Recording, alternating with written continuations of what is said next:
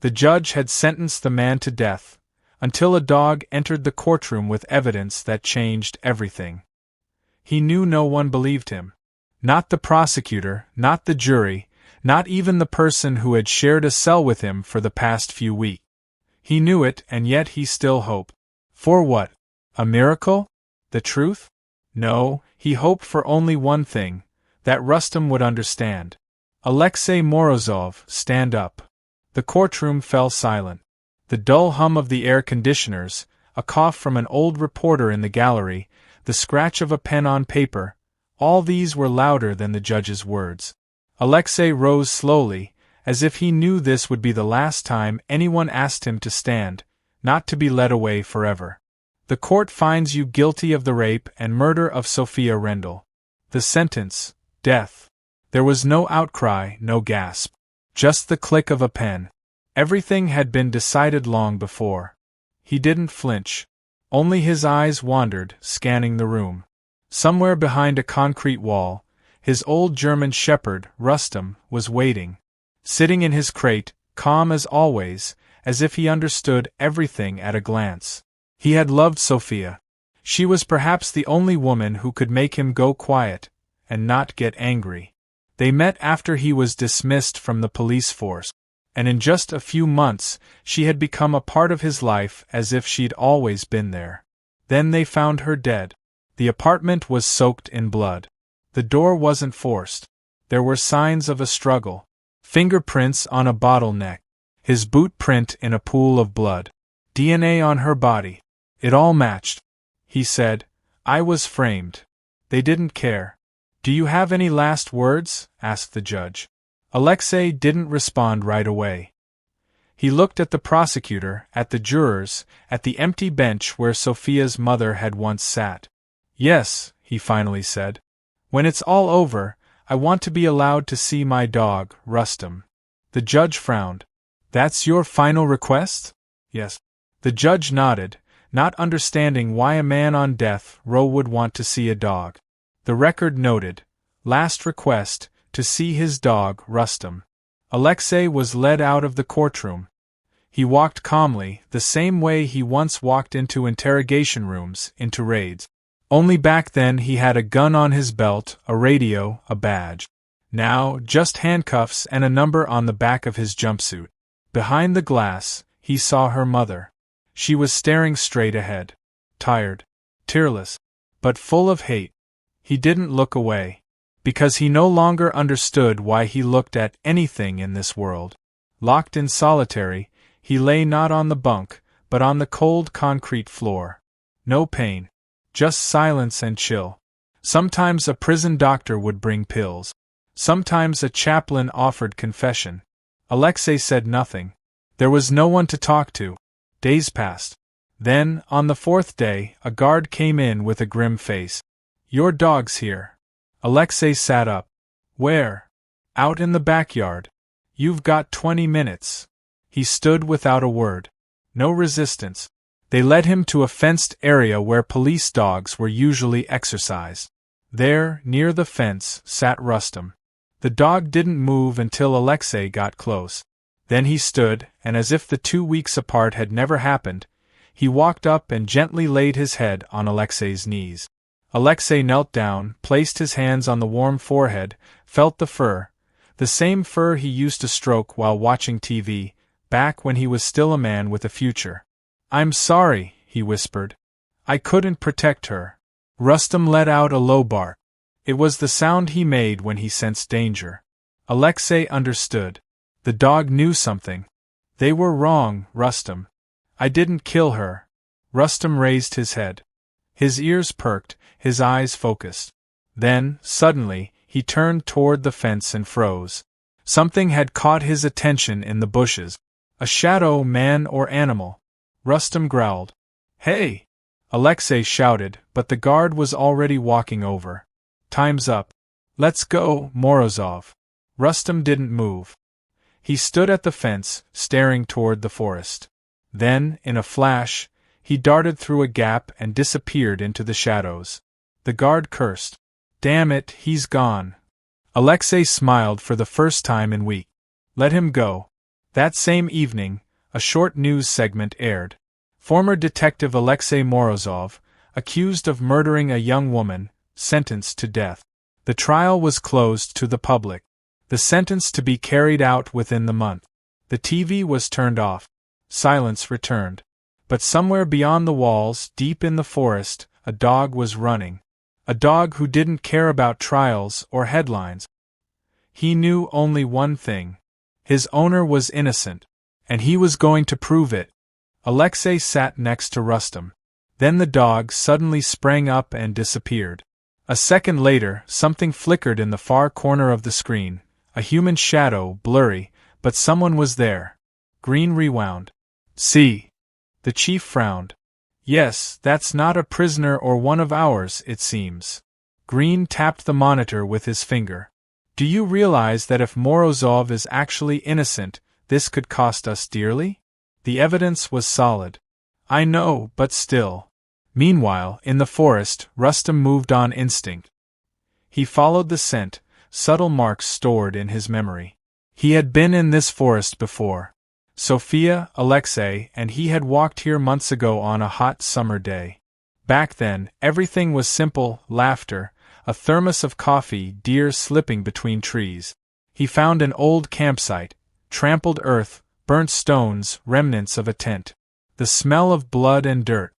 He buried his nose in the ground, digging with his paws. After a few minutes, a click, a hard object, a piece of plastic, a small box. He grabbed it and carried it away. Where, he didn't know. He just ran through the woods, through swamps, down roads until he reached a dirt path. Jack Pearson, a hunter, was driving home in his rusty pickup when suddenly the dog dashed onto the road. The brakes screeched. Jack jumped out with his shotgun, but the dog didn't attack. The dog approached and dropped a strange plastic box at Jack's feet. Who the hell are you? There was a camera logo on the plastic, the memory card. Jack pocketed it and put the dog in the truck bed. All right, Stray, let's see what you've got. A few hours later, Jack inserted the card into his laptop. The screen flickered. A folder named Night 1208 appeared. The first file was a dark, shaky video. Someone apparently hadn't noticed the camera was still recording. Then noise, footsteps, voices. Hurry up. You idiot, you left your gloves. Run. A woman was unconscious. The camera tilted. Silhouettes, faces, biker vest. One tattoo showed skulls with rabbit. Jack squinted. He recognized the tattoo. It wasn't a coincidence. He knew who they were. The next morning, Jack went to the station and asked to speak to a detective. The police had the card. Meanwhile, in the prison cell, Alexei heard the lock click unexpectedly. They took him to the interrogation room. Behind the table sat a man with a laptop and a folder, Lieutenant Colonel Green. Alexei, we have new material, video. He pressed play. Alexei froze. He recognized the man with the tattoo. The name popped up, Blake Harris. One of those he had once tried to catch. One of those who swore things would change. Alexei looked up at Green. This video will give me a chance. Green silently nodded. If the DNA confirms it and the court accepts the evidence, you'll get out of here. Alexei quietly breathed out, no joy. He knew the case was just beginning. Lieutenant Colonel Green looked at Alexei with a mix of irritation, doubt, and for the first time, hope. Everything pointed to Alexei telling the truth, but there was a but. We checked the bikers, Green said. Their last address, a deserted farm in the north of the district. They left 2 weeks ago. But if it's confirmed they're in the video. He fell silent. Sophia was killed because of me, Alexei said quietly. I locked up the brother of one of them 6 years ago for drugs and weapons. He got 20. Green nodded. You had a motive, but now we have new evidence. Meanwhile, Rustam was in a shelter, a typical city shelter on the edge of town. Jack Pearson, the hunter, had handed him over, thinking he'd done all he could. But the dog didn't want to stay. He whimpered, growled, and once nearly scratched through the metal door of the enclosure. The workers laughed. The dog seemed to know that somewhere the job wasn't finished. They didn't realize how close to the truth that was. A request was entered in the criminalist's database to compare DNA from Sophia Rendell's clothes with the profiles of Blake Harris and Charlie Gruber. The answer came in 2 days. A match, 99.8%. 2 samples identified. Alexei Morozov was excluded. A week later, under the cover of night and armed escort, Alexei sat in a black van. He was being taken to a federal building. He was still listed as a prisoner, but only temporarily. In the prosecutor's office, he saw the same footage from the camera: shadows, voices, laughter. Everything he'd held inside burst out, not with tears but cold anger. "Did you arrest them?" he asked. "One," the prosecutor answered. "Blake Harris was found in a house near the state border. The second is on the run, but with the DNA, we'll pull him out from under the ground." "What about the sentence today?" "The Supreme Court is reviewing the decision. You'll return to prison but as temporarily released under protection. You'll be acquitted." Alexei nodded slowly. "I want Rustam back." Rustam sat by the window in the enclosure, not taking his eyes off the road. When the gates opened and Alexei entered, the dog didn't bark or howl. He just stood like a soldier who saw his commander. Alexei knelt down. The dog pressed into his chest, and for the first time, Alexei allowed himself to close his eyes for a minute and feel nothing but the fur under his fingers and the warm breath of his friend. But justice is slow and cruel. The bikers hired lawyers and claimed evidence was forged and there was pressure. One of the jurors supposedly had a biased opinion. The scandal began. The media exploded. Alexei's name appeared again in the headlines, not as a killer, but as a man whose life was nearly destroyed. The detective accused of murder was acquitted after evidence found by his dog surfaced. The headline sounded like a movie script, but for Alexei it wasn't fiction. It was the life taken from him and now needed to be pieced back together. The last trial lasted hours. The judge reread the materials. The prosecutor filed a motion to overturn the sentence. In the end, everything was summed up in one phrase: Alexei Morozov was fully acquitted and released. He stepped outside where Rustam waited by the building steps, no leash, no collar, just standing there. They silently walked away. Freedom is a strange thing. When you have it, you don't notice it. When it's taken away, you breathe differently. Alexei felt it on the first day after his release, when he woke up in a cheap motel room under the hum of the air conditioner instead of the shouts of a guard. He lay on the bed wearing the clothes given to him at release and listened to Rustam quietly breathing nearby on the floor. He didn't know where to go. He had no friends left. Family was scattered across different states, and those close to him had turned away. The phone given by the police department vibrated. An SMS from Green. Harris had handed over the second suspect, Charlie Gruber. "Extradition tomorrow. Want to be present?" Alexei didn't answer. He didn't want to be there. He wanted it all to end. The next day he went to the courthouse, not to participate but to watch. The prisoner van arrived under guard. A man with long dirty hair and a crumpled jacket got out, Charlie Gruber, the same one laughing in the video while holding Sophia's hair. Alexei stood around the corner unnoticed except by one person, Charlie. He turned his head and their eyes met for a few seconds. In that moment, Alexei saw true fear, the kind not shown in court. He knew the man who killed would now live in fear just like he did. 2 weeks later, the trial against Harris and Gruber began. The prosecutor called witnesses, DNA experts, and video analysts. The defense tried to dispute the memory card, claiming it might have been planted, but the key was elsewhere. On one of the tapes found with Harris, investigators discovered a video where he bragged, "Yeah, we just buried that trash." Who'd listen after that? Then another phrase, "That woman got what she deserved." Who did she get mixed up with? That was enough. The court sentenced Blake Harris and Charlie Gruber to life imprisonment without parole. At the end of the trial, the prosecutor, gathering papers, glanced at Alexei. "Want to file a civil lawsuit?" compensation, false accusations, years of your life, reputation, millions. Alexei shook his head. Why? He looked at Rustam sitting in the corridor, chewing on an old ball. I don't want money. I want all this behind me. Later, he was invited to a talk show interview on a major channel. He refused. Invited to speak at a criminal justice reform conference. He refused. Offered to write a book. He refused. He simply got into an old car bought with the remaining money, tossed a bowl, blanket, and backpack into the trunk, and told Rustam, "Let's go." The house he moved into was old, creaky, and smelled like long empty homes smell, dust, old wood, and a life packed away. But it was clean. The local carpenter owner had fixed the porch, left firewood, and said goodbye. Here, silence isn't just background noise. It's like a person you'll have to live with. Alexei just nodded. He had long been used to living with someone who says nothing. He bought the house with money the state paid him as compensation. He accepted the money reluctantly, as if with dirty hands, but picked the house immediately.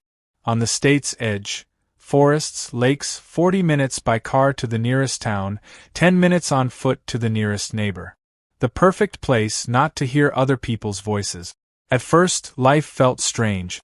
Every sound seemed suspicious, every glance in the supermarket felt targeted. Alexei found himself locking doors even during the day and checking windows before bed. But Rustam adapted faster. He seemed to immediately understand. All danger is gone. Now just live. Every morning started the same. First silence, then Rustam's footsteps on the floor.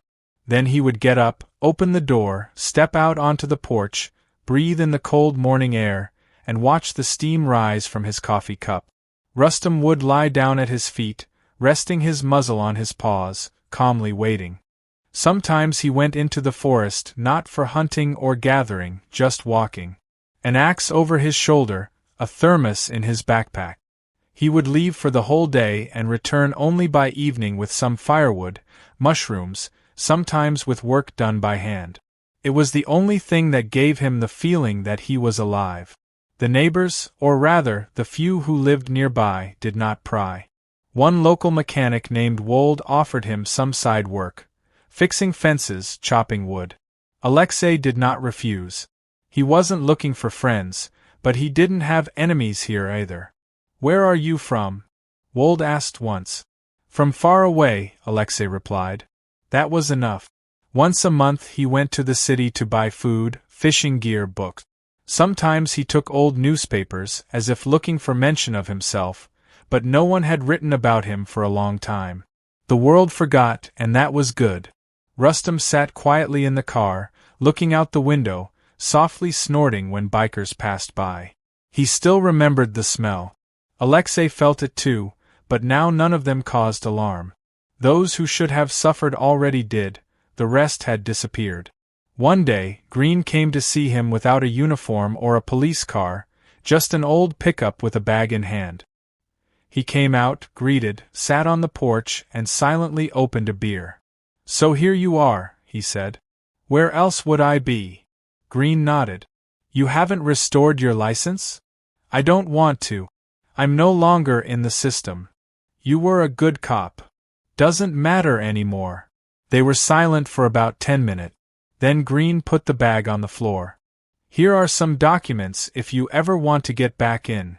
And he pulled out a small badge from his inner pocket with the name, Morozov, and the district engraved on the back. It's unofficial, but you earned it. Alexei took it, looked at it, and clenched it in his palm. Thank you. I'll go now. Good luck. They never saw each other again. Years passed. Rustam aged. His muzzle turned gray, paws slower. He still went on walks with Alexei but no longer chased birds, more often lying under a tree, watching his owner cut wood or fix the roof. He lived 4 more years and then simply didn't wake up one day. Alexei buried him by the house under a large oak, placed a wooden cross, wrote nothing, just sat nearby until sunset, watching how the sunlight filtered through the leaves. He didn't cry or speak, just quietly breathed out, "Thank you." Now he lived alone. Sometimes neighbors' children came by to help bring food. He was neither someone everyone feared nor someone people came to for advice, just a person who lived quietly and honestly after surviving death, betrayal, prison, and loss. One evening, while reading an old book and drinking tea, a branch tapped the window. The wind was picking up. Alexei stepped onto the porch, adjusted the shutter, breathed in the air, looked at the sky, and thought, now everything is in its place. He knew he wouldn't return to the past. He held no grudges, wanted no revenge. All of that was gone. Only calm remained, and the memory of her, of himself, and of the dog who once saved his life. He sat down on the porch steps, lifted his face to the wind, and closed his eyes. Silence, the very silence the carpenter talked about, the kind you could now live with.